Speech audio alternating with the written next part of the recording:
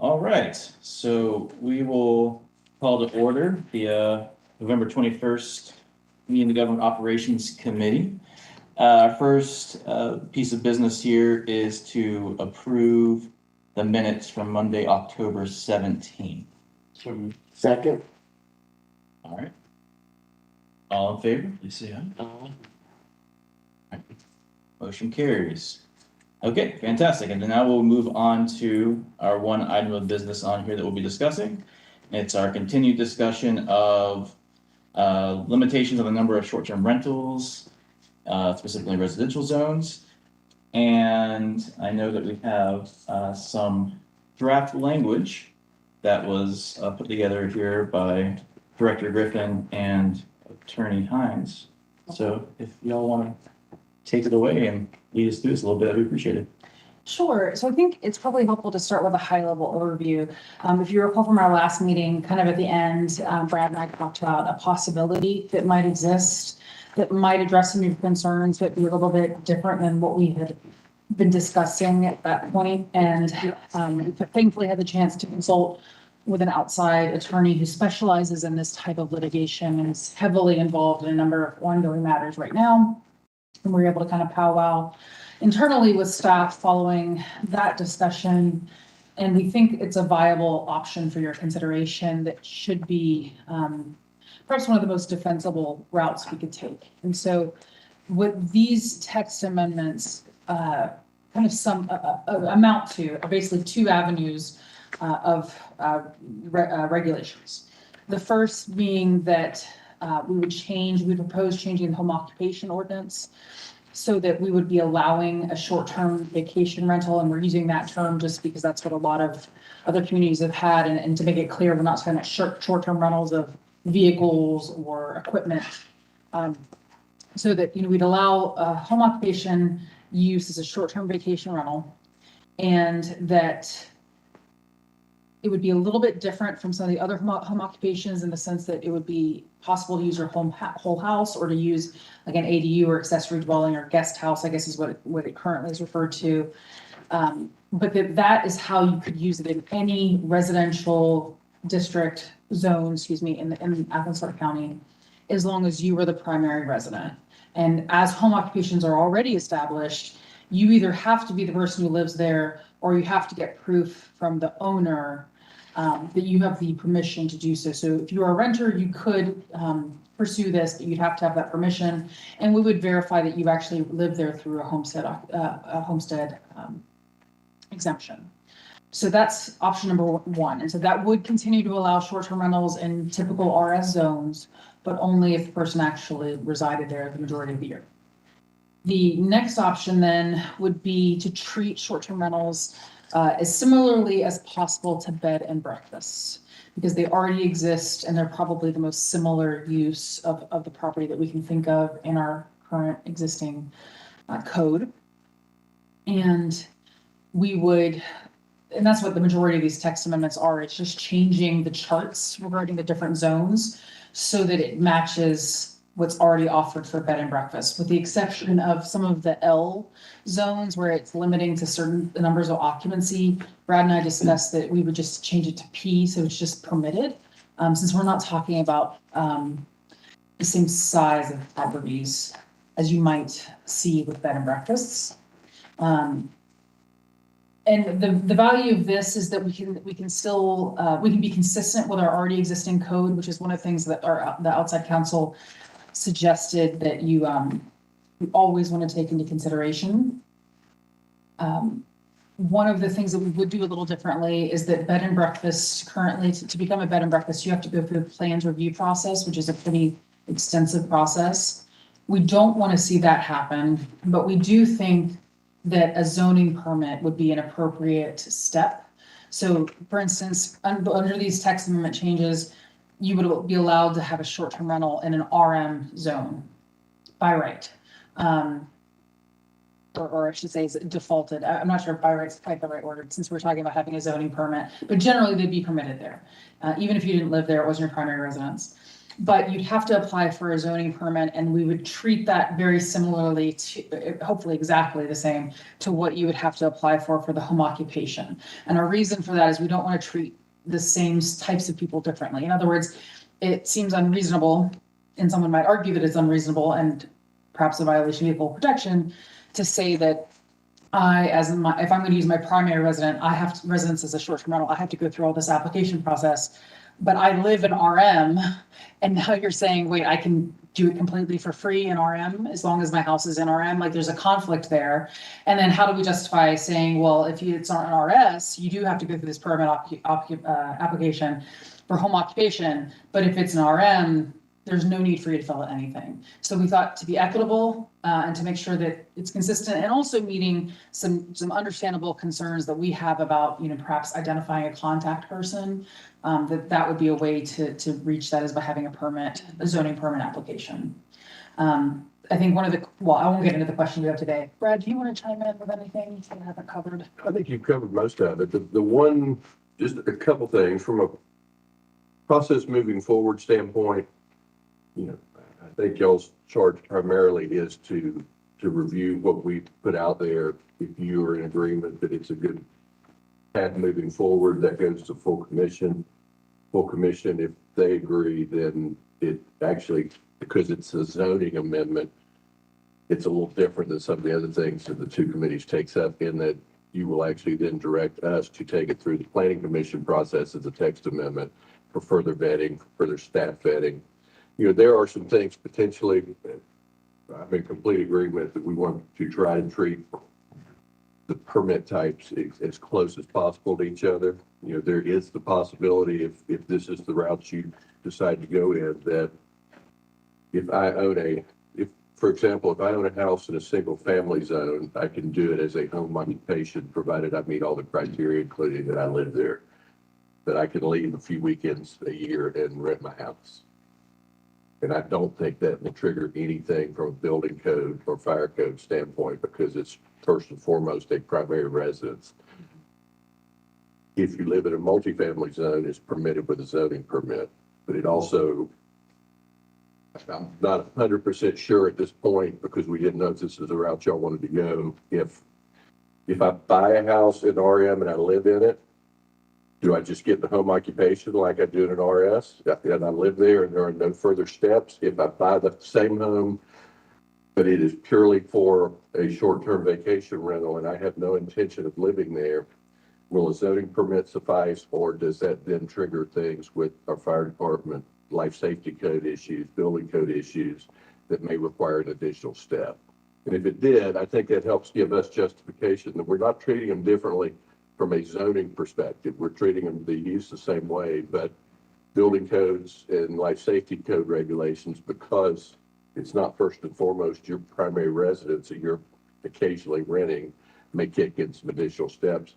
Worst case scenario, if that's the way it works, then they're going to be treated the same way as a bed and breakfast would be, that it would go through that additional step, but it would not be for zoning.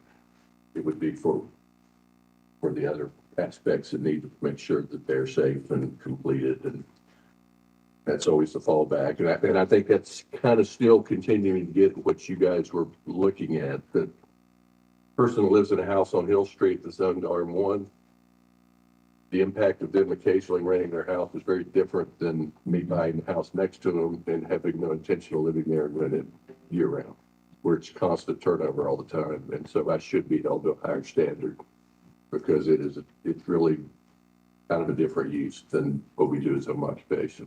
But true B&Bs are allowed in RM1s. They are, but they go through a plan review permitting process for their So if review. they really wanted to buy a property and make a profit off it, they could go through that That's true right. B&B process. But this gives them the out, if they live there, there is a avenue for them that is much shorter and much simpler than the other. Sure. Thank you, Tim. So can you explain this section 972 permitted uses? What if, The short-term vacation rental doesn't exist in there at all right now. So the first thing we had to do is define it, put it in the ordinance, and then plug it into the different zoning classifications as being permitted. Now, in 9.7, it says that it's not permitted as a straight by right use, but it does pick it up in home occupation. That's the same thing if you look at professional service and office, like an attorney's office, it's going to say no in there, but you can operate an attorney's office out of your house under the home occupation ordinance within those regulations, which means no sign, only use a small I percentage. got you. So when we pass, or when and if we pass something, I'm sure we are, this will still stay no? It would say no, but then the allowance is through the home occupation, which is the same as, there are several uses that you can get approval as home occupations, but if you look it up in that chart, it says that it's not a permitted use.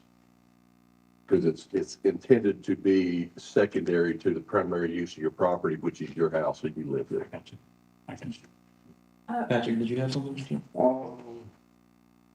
I like the way y'all are going with this. This is, I like the concept of treat STRs as B and B. But can you go over the extensive review process? Can you explain that again? For B and Bs. Uh-huh. Yeah, so if I were to buy a property in any of the zoning districts that currently allow you to operate a bed and breakfast, I'm essentially, if I'm operating it that way and it was formerly somebody's home, or if it was formerly, picking on attorneys tonight, if it's formerly an attorney's office that I'm wanting to convert an old house to a bed and breakfast, that's considered a change of use. So it has to go through plan review for determination of mostly life safety codes, if there are sprinkler requirements, if there are, secondary emergency egress requirements that are additional to that in your primary principal residence, because it's routinely people that are not as familiar with the property that live there, maybe different exit lights, things like that. All that has to be reviewed and approved to bring it up to code. Same with parking. An Airbnb is required to have more parking. Whereas if you were to obtain approval to operate a short-term rental as a home occupation because you live there, you're not going to be required to, you're essentially, you're renting it as a single dwelling, and you can only do one of them under the home occupation, whereas in the bed and breakfast, you could be renting to up to 10 or 15 individuals, each with their own car on any given night. So it operates differently than a short-term vacation, which would be one person, or at least one group coming in and one group leaving. Doesn't VRBO, Airbnb, those agencies require already, like if I'm renting it from a home?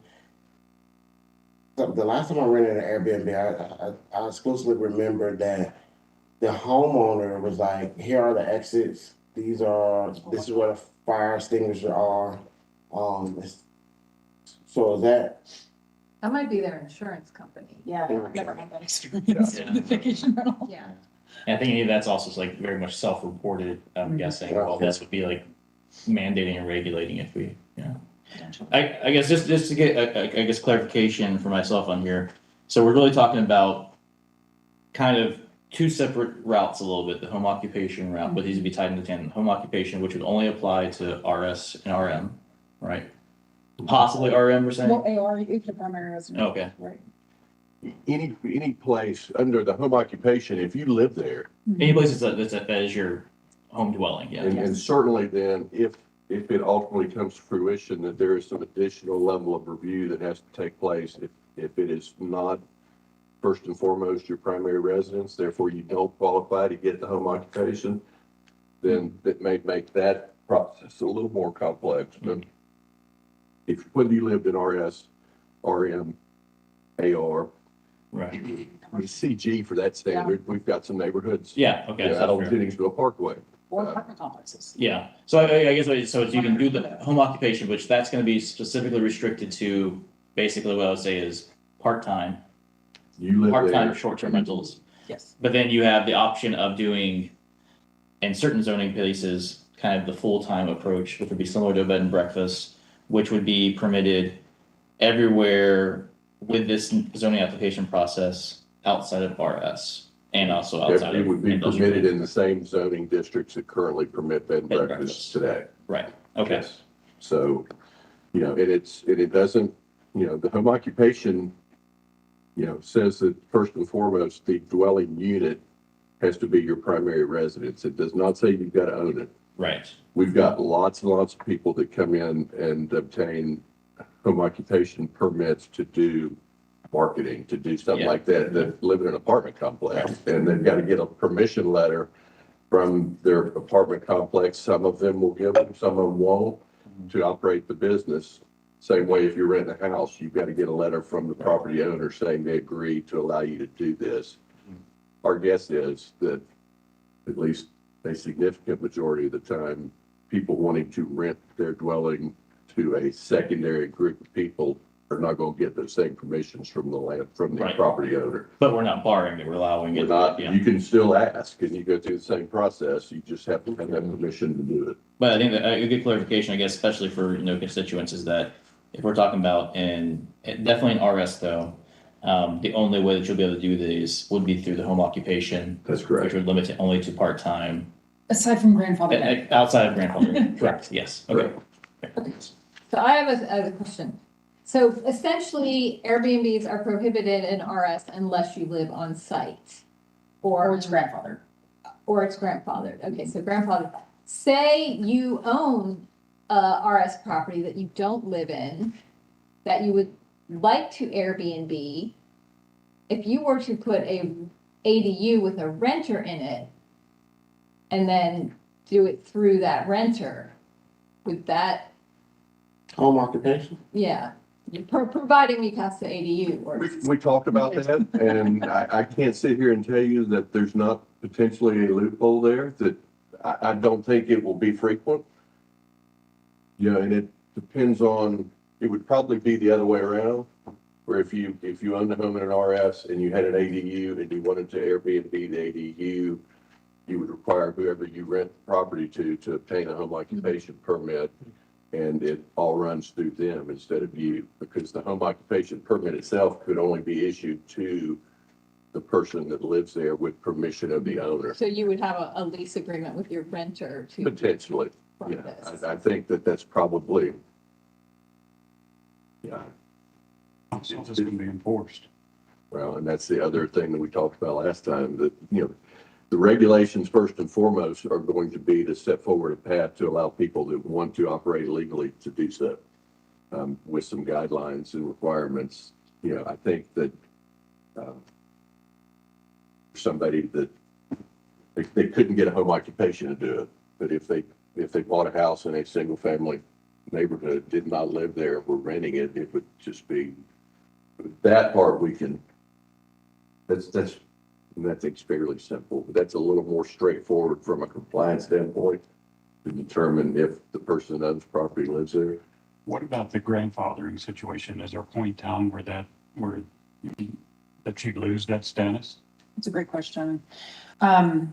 So the easy answer to that is there absolutely is, if there's a change in use, if you sell the property, if you're no longer using it for a period of time, which I think it's safe to just set that as a year. Like if no one uses it for a year for this purpose, then they've lost that interest. One of the things we talked about with the outside counsel is that it's very clear in our courts that non-conforming uses, which is what this would be called, are not favored, and that they're not meant to last forever. So it's certainly possible to have a phase out period. So for instance, to pass the ordinance and say all non-conforming uses shall phase out in 5 years or 10 years or some arbitrary number. But that's the problem. And when I say arbitrary, I'm not say that we're trying to be arbitrary, but just say that we don't have direction from the courts as to what that number should be. Because that's the concern I'm hearing right now. It's just that there's so many already in existence on certain, Yep. diluting some streams. Absolutely. So there just isn't a whole lot to say to that, other than just the sooner you do it, the sooner you stop the people vesting in those interests, basically. But I mean, this is a college town. Presumably a lot of people are going to sell property as they move or as their kids move.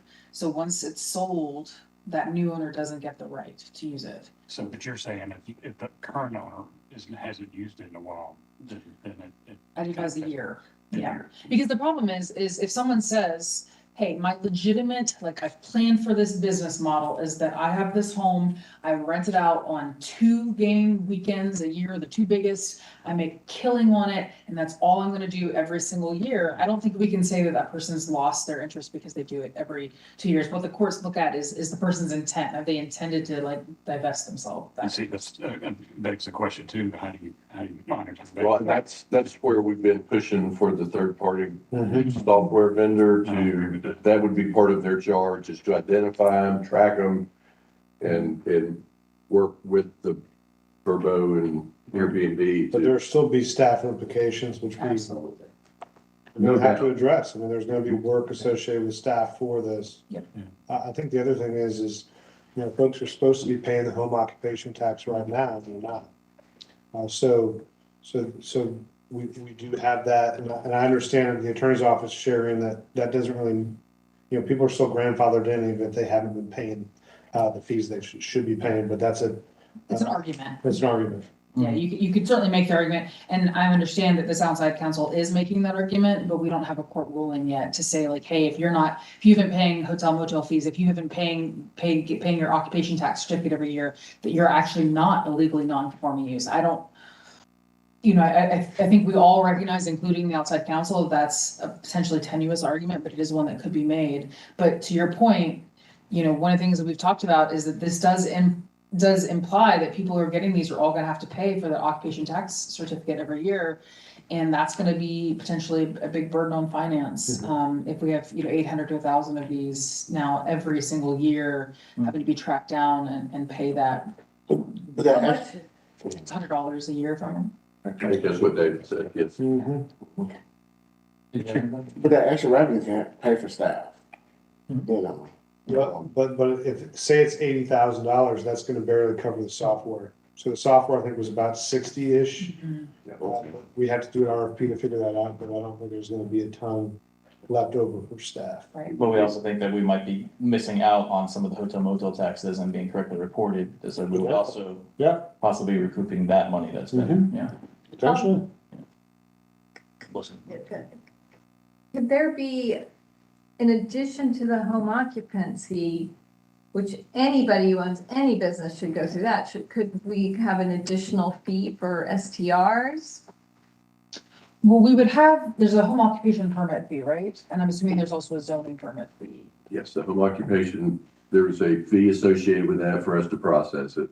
And then they need that form from us. I mean, the reason we do so many of them are people that are wanting to operate these businesses need to get in compliance with the federal government in terms of having their occupation tax numbers and those things so they can operate a business. So it's inherent on them to come see us first.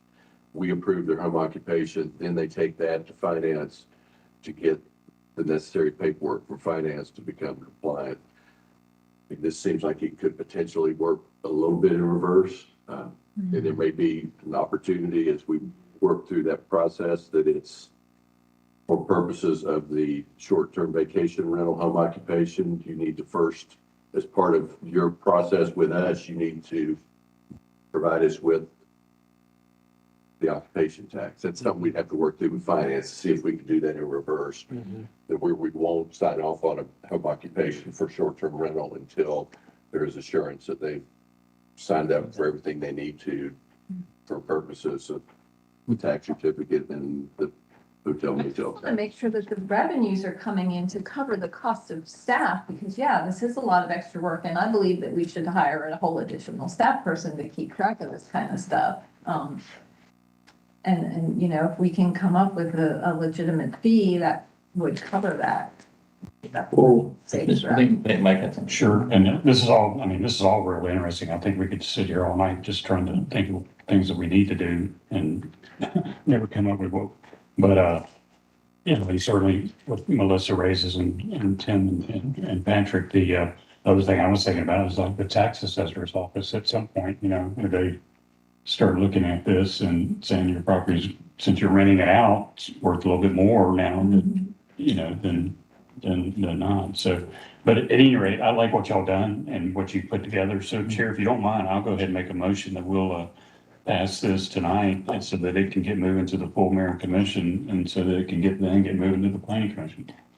Can we, well, we need to also tie in there the guidance to issue an RFP for the third party. Could you include that? Phil?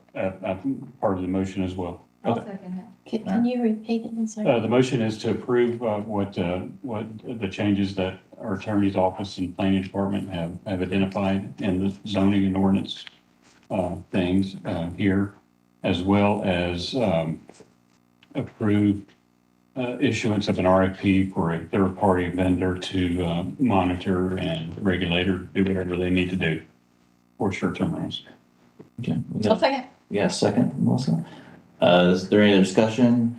Do you want I still think we need to hash it out a little bit, but let's move this forward. to? All right. Yeah, I think this is the simplest, most straightforward path. It is. Yeah. And it will come back to you. Yeah. Yeah.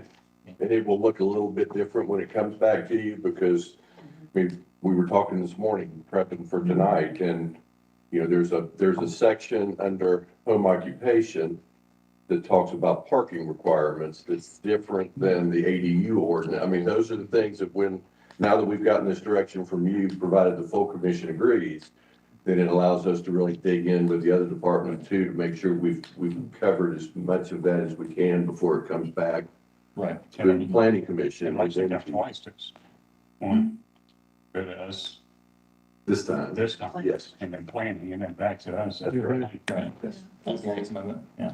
And if I could just chime in, just so that you're aware, the interesting caveat is that the home occupation required for your occupation, you must provide parking for all of your Right. visitors and stuff and such. So if you had a short-term rental, you wouldn't be allowed to use on-street parking for your guests. Hmm. So it's just one of those things a little different when they do. Yeah, makes sense. Again, if especially most of these, right, if you're doing this as in single family or something like that in your residence, you'd probably be giving up your parking that you'd be using normally, so it kind of, All right, well, we have a motion in a second. Any further discussion? All right, go ahead and vote. All in favor, please say aye. I- Any opposed? Motion carries, right? Motion carries. And then one thing I would just share, Chair, it'd be good for you to talk with the mayor. Yes. In terms about what Will your do. goals are in terms of getting it on the agenda. Okay, will do. And then let us know as staff. So if you're, I will talk with him tomorrow to see Okay. what his thoughts are, and Planning. well, it has to PC. Goes Well, it has to to go go first. go, it goes through, if I get this right, it's gonna go from here, the full mayor and commission, then go to the planning department for revisions to go through the planning commission as a text amendment, and then come back through the mayor and commission again, correct? Yes, your vote as a full mayor commission is directing the manager to have us prepare and bring forward text amendments that address the issues that you sent. that's right. And so, agenda items on our side are due tomorrow for the next cycle, but one could also potentially put this on that, what is it, December Special call. 13th special call, if y'all wanted to vote for it Okay. then. But that, just let us know. And that's all I'll talk to the mayor about. Yep. So, okay. All right, well, with no other business on here, good work, everybody, and, Will there be a meeting in December then? I was thinking since we knocked this off, that, yeah, That's not our, it's, there, Got animal services, yeah, we managed. call from the mayor. It's the other pieces of animal services, is that what's still on? the part for, Licensing. specifically around the licensing, which was Tell pretty me big. if it's, I mean, I see on your evaluated process for maintenance of actually used pedestrian easements on private property or on open right of ways, Mhm.